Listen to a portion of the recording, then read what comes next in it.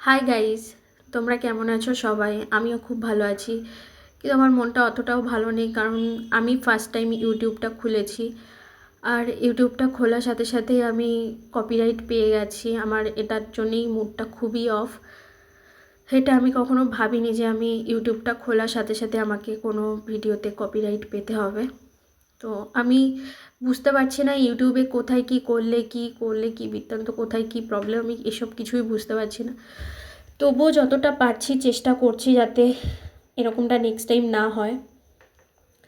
তো যাই হোক, আজকে দুপুরবেলাটায় ভাবছিলাম যে কি খাওয়া যায়, কারণ আমার মা সকালে রান্না ঠান্না করেই বেরোয়, যেদিনকে মাল ঢাল নিয়ে বেরোয়, মানে জামা কাপড় নিয়ে যেদিন বেরোয়।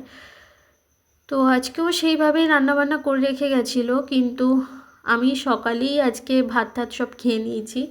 আমার খুবই খিদে পেয়েছিল। তা দুপুরবেলা খাওয়ার মতো কিছু ছিল না, তো আমি ভাবছি কি খাবো। তারপর একটু ভাবলাম ওটস করি, আমি খাবো আর মায়ের জন্য রেখে দেবো। কিন্তু আবার ওটস করতে গেলে অনেকটা টাইম লাগবে, তো শর্টকাটে কি করা যায়। তো আবার সেই জন্যে একটা ডিম ছিল, সেই ডিমটা ভেজে আবার ভাত দিয়ে ভাজলাম। আর সকালে মা একটা মাছ ভাজা করে রেখে গেছিলো, সেই মাছ ভাজাটা আমি সকালে রেখে দিয়েছিলাম যে ওটস দিয়ে খাবো।